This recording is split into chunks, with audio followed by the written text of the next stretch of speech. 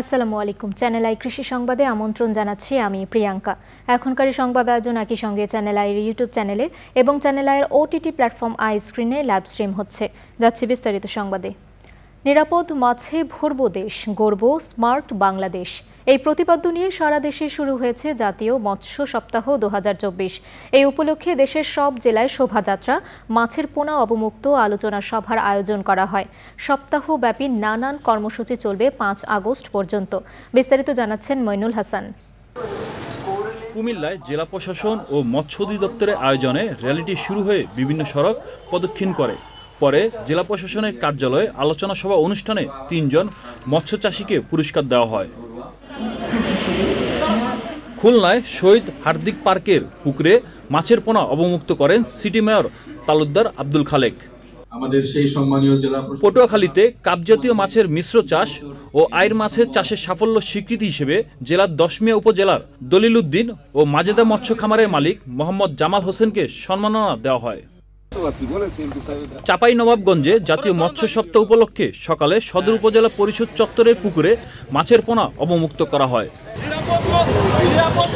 নওগাঁয় rally, মাছের পোনা অবমুক্ত ও সফল মৎস্য চাষী ও মৎস্যজীবীদের সম্মাননা প্রদানের মধ্য দিয়ে জাতীয় মৎস্য সপ্তাহের কার্যক্রম শুরু হয়।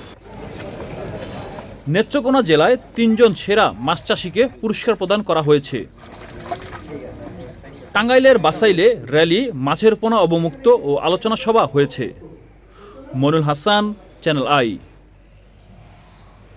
বিশ্বের দূষিত বাতাসের শহরের তালিকায় বারবার উঠে আসছে রাজধানী ঢাকার নাম। অপরিকল্পিত নগরায়নে নিয়মিত গাছপালা নিধন ও জলাশয় ভরাট হওয়ায় বসবাসের অযোগ্য হয়ে পড়েছে ঢাকা মহানগর। এই অস্বাস্থ্যকর নগরেই একটু স্বস্তি ফিরিয়ে আনতে ছাদ কৃষি অনুশীলনে যুক্ত হচ্ছেন উদ্যোক্তারা। মিরপুরের ডিওএইচএস এর শাহনাজ হকের ছাদ কৃষি থেকে বিস্তারিত জানাচ্ছেন শাইখ সিরাজ। অপরিকল্পিত সুউচ্চ বাণিজ্যিক ভবন আর যত্রতত্র আবাসনে যখন ভরে উঠেছে ঢাকা নগর, বিনষ্ট হচ্ছে পরিবেশ, তখন ছাদ কৃষি উদ্যোগ ঢাকার অনেক এলাকায় সবুজায়ন করতে সহায়কের ভূমিকা পালন করছে।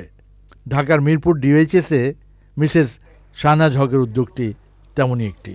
পাশ দিয়ে স্ট্রাকচার করে হাউসের মতো করছেন, যাতে বেশি মাটি রাখা যায়। এটা বাড়ি করার সময় চিন্তা করছেন? জি, এটা আগে থেকেই ছিল। বাড়ি করার আগে থেকে এমন ছিল যে আমি বাগান করব। প্রথমে ছোট থেকেই ছিল কি ফুল গাছ লাগানো।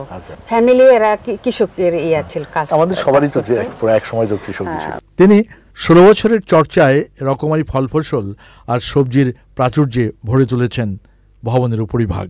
মৌসুমী সবজি সবই করে। হ্যাঁ, আর শীতকালের সময় থাকে পালং শাক থাকে, তারপর মূলা, সরিষা। আচ্ছা, এই তো দুন্দুল। এখন এগুলি খাবেন না বীজের জন্য রেখেছেন?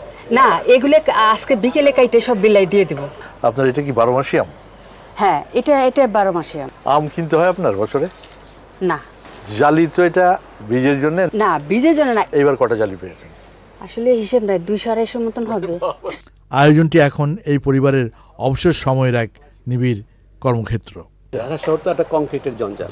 এর জন্য যদি এরকম আমার বন্ধু বান্ধব, প্রতিবেশী, এমনকি বিভিন্ন আমাদের আর্মি নেভি এয়ারফোর্স অনেকেই আসছে, আইসা তারা অভিভূত, আপ্লুত, এক বাক্যে সবাই বলছে অসাধারণ।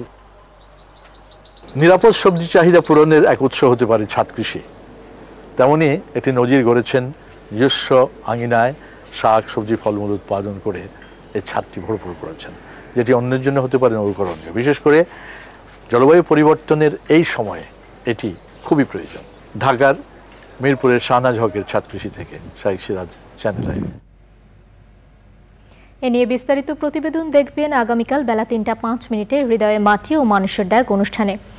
চ্যানেল আই কৃষি সংবাদের আজকের আয়োজন এ পর্যন্তই। পরবর্তী সংবাদ আয়োজনে আমন্ত্রণ জানিয়ে শেষ করছি। ধন্যবাদ সবাইকে।